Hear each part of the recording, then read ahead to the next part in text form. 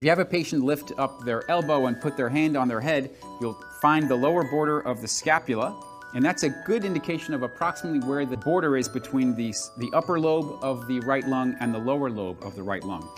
So I'm going to mark that here, and we're going to walk around, and you can turn for me, please.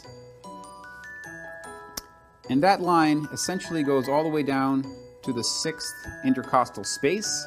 So that's basically, or the upper border of the lower lobe. And the middle lobe starts at around the 4th intercostal space, which I know is there because the sternal notch marks just above where the 2nd intercostal space is. And so I can walk down and follow this line to right around here.